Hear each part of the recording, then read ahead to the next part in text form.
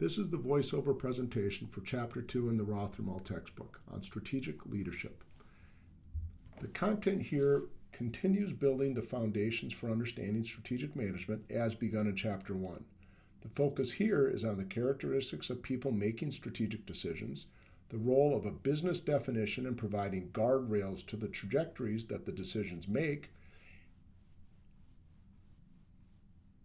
the role of a business definition in providing guardrails to the trajectories that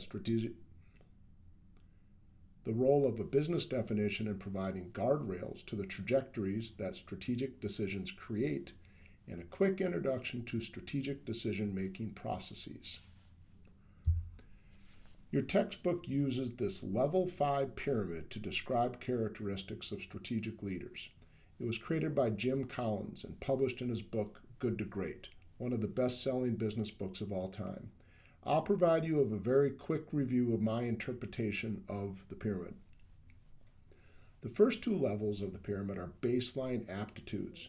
Great strategic leaders are good at their jobs and work well with other people. These are the sine qua non of the professionalism required for establishing credibility with other people. The upper three levels are where strategic leaders make a real impact on organizational performance, which we learned in Chapter 1 is the key outcome of strategy. Level 3 in the pyramid includes competent managers who can effectively guide a team. That is, these individuals not only can get their own jobs done, they can successfully manage group-level activities. Level 4 is the first one that uses the term leader. Managers are people who have assigned responsibilities and decision-making authority because of the job role that they occupy. Managers are people who have assigned responsibilities and decision-making authority because of the job role that they occupy. That is, the job role gives them the power to direct other people. Leaders, on the other hand, are individuals who influence people not because of their assigned jobs, but because other people believe that that person is worth following. Because they can influence how people think and act, leaders can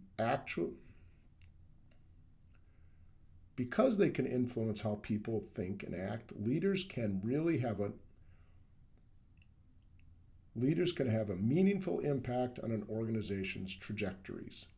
Last, Colin uses the term executive at the top of the pyramid.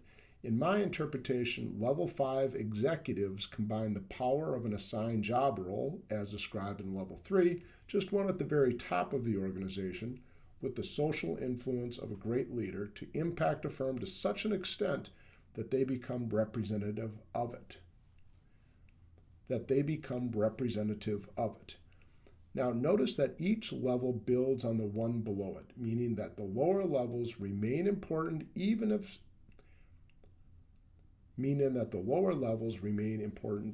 as someone moves up the pyramid. For instance, a manager will not stay in a leadership role if they do not do a good job with their individual duties, even as those duties increase in scale and scope along with promotions.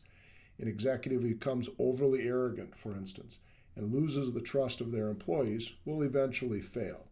Every level of the pyramid is always important.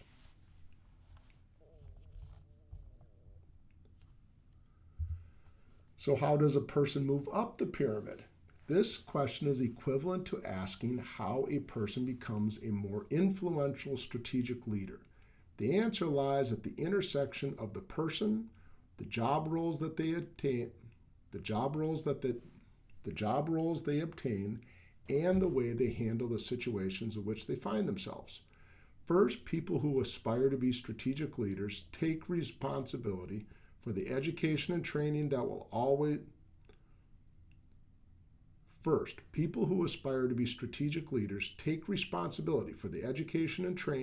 that will enhance their innate abilities and for creating the personal experiences that help them develop as a person.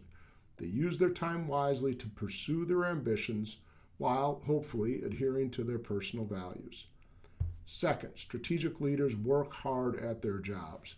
They use each position they are in to develop a solid portfolio of professional experiences and a record of strong performance, and they are purposeful about creating a strong network. Last, strategic leaders demonstrate that they can handle things. Over their careers, professionals will find themselves in stressful or unexpected circumstances. How they handle them will indicate their ability to move up the pyramid. And recognize that people who advance to the top jobs of an organization will always acknowledge that they had good fortune, and that good fortune was often the result of taking advantage of opportunities when they arise. Notice that this all means that how a person develops into a leader over time will influence how they approach strategic decisions. Each person is different from every other. So two managers might make very different decisions even if they have the same information and are in similar situations. Who you are matters in strategic decision making.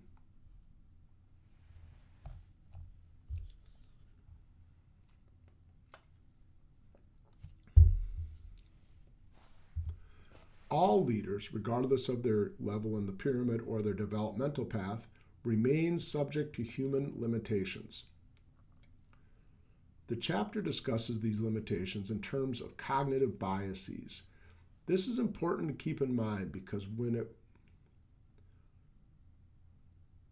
these limitations are important to keep in mind because while it is organizations that have strategies, the strategies are created and managed by people, by individuals, and people have failings despite their best intentions and their hard work. The starting point of dealing with those imperfections is recognizing how our brains work. The table reproduced here is sourced from Daniel Kahneman, one of the founders of behavioral economics. He noted that people make some decisions automatically with very little conscious effort, while other decisions require purposeful thought.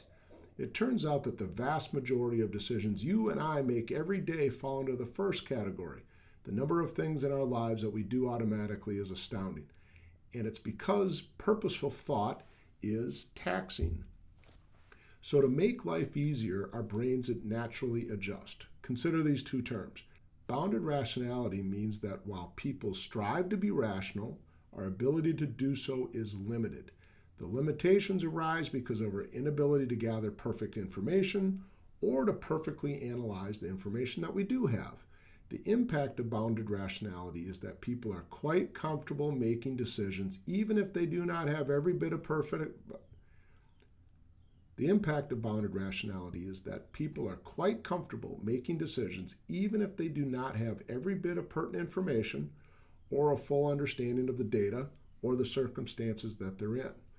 Relatedly, satisficing means that we are okay with good enough, rather than stretching for the absolute best decision all the time. Optimization is just too difficult for everyday life, especially when we face time pressures. Being pragmatic is so much more efficient and realistic. So here's a quick look at the impact of those human limitations on decision making. These snippets are all drawn from Kahneman's book, Thinking Fast and Slow. In number 1, which would you choose, A or B? Economics would tell you to always choose B because its expected value of $82 is higher than option A. It turns out, however, that the vast majority of people would choose the certainty of getting $80, and give up the. It turns out, however, that the majority of people would choose the certainty of getting $80 while giving up the opportunity to get $100 because of the chance of only getting $20 that comes along with it. In number 2, economics would tell us that because Jack and Jill have equal wealth, the happiness they derive from their wealth should be the same. Knowing, however, that one person just became wealthier and the other one took a hit means that we can be quite confident that Jill is happier than Jack. Last, number 3 illustrates a phenomenon called loss aversion. Kahneman demonstrated that people fear losses more than they appreciate gains. Notice that 3.1 and 3.2 are exactly the same change in wealth, except 3.1 involves a gain and 3.2 a loss. In both cases, option B is the bigger number. Imagine you are really faced with these choices. If you are like most people, you would choose A in 3.1, but B in 3.2. When presented with potential gains, people are typically risk averse, meaning they are likely to take the sure thing, but risk seeking when confronting a loss, meaning we will risk a bigger hit in order to have the chance of a much smaller one.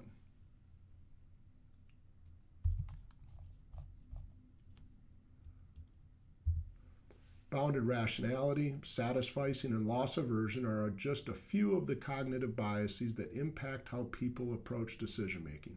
A few others, listed here, are discussed in the textbook. So if we know that these limitations exist, how do we mitigate them in order to make good strategic decisions despite their impact? The starting point of dealing with cognitive biases is simply being aware that they exist.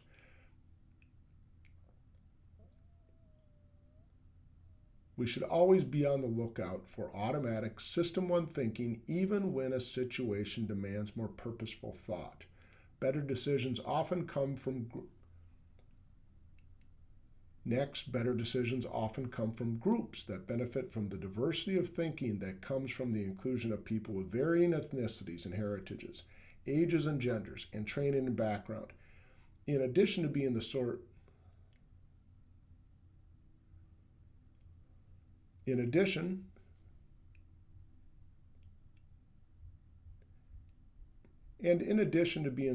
of errors, cognitive biases can also allow distractions to cloud decision-making processes. So being conscientious about staying focused on the challenge at hand is important. Last, recognizing that cognitive biases knowing that cognitive biases are always present, being humble about the quality of decisions can be valuable. The goal is always to be confident about your decisions, but not so much that you miss signals that things are going unexpectedly wrong.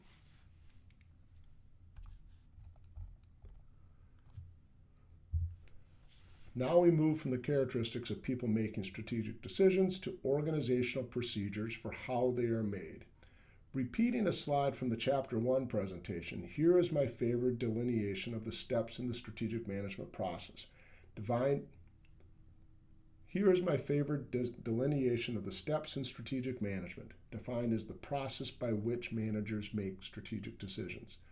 We spend most of this time in this course on Step 3. However, this doesn't mean that the other steps are any less important, but just that most of the key theories and concepts in the field of strategy pertain to formulation.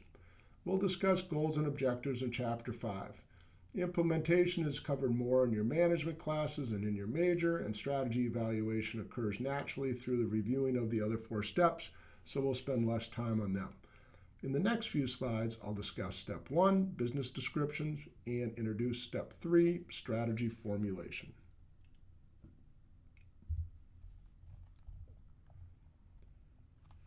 The starting point of strategic management is being able to clearly state what a firm does and wants to do, and what things it does not do.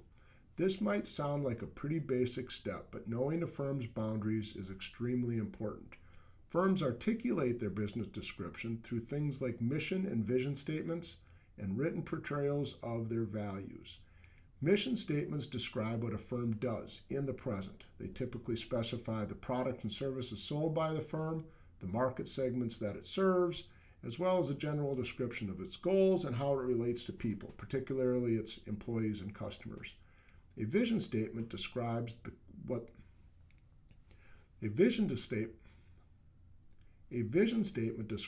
the company hopes to achieve in the future. Actually, many firms are moving away from having separate mission and vision statements by combining them into one statement of core purpose. Last, statements of value attempt to describe the attitudes and perspectives that the company hopes will pervade in the actions and decisions of its employees. Moving to Step 3, strategy formulation. Your text describes 3 approaches managers might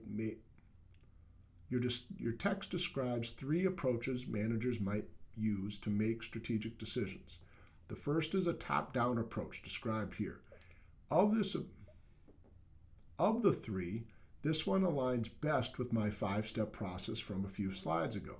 Managers use this approach when there is clarity about the strategic decisions that need to be made, starting with gathering and analyzing information about the firm and its markets that is then used to formulate plans of actions for corporate, business, and functional strategies, which are then implemented.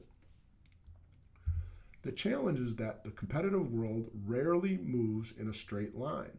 Customers continually ask for more. Competitors develop new offerings. Technologies change. Economic conditions vary. Rarely is the world predictable for any more than a few months into the future. In response, the text describes two other methods for making strategic decisions. One that is regimented and one that is reactionary. Scenario planning is a structured approach to detailing how a firm will deal with changes in the economic or competitive environments. After establishing baseline strategies, perhaps through the top-down approach, managers identify key variables that could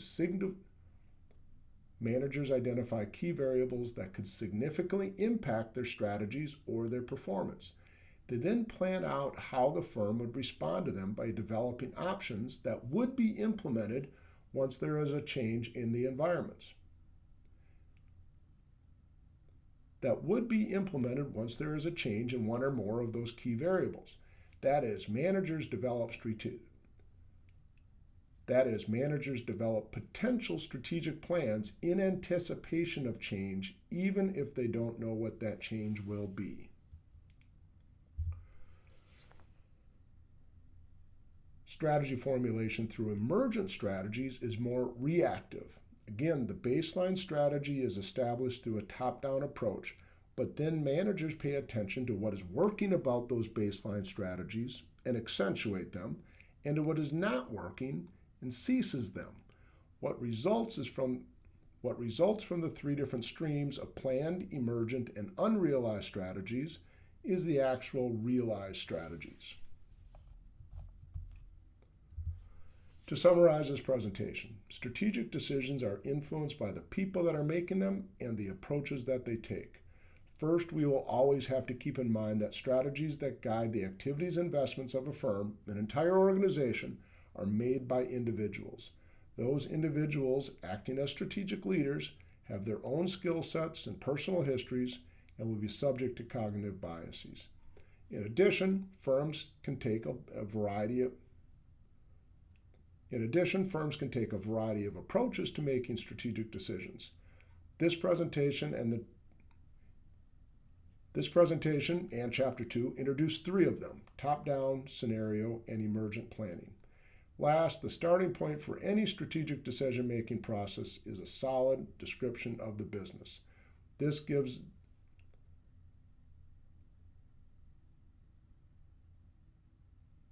tells us what the business is really trying to do. And that concludes this presentation.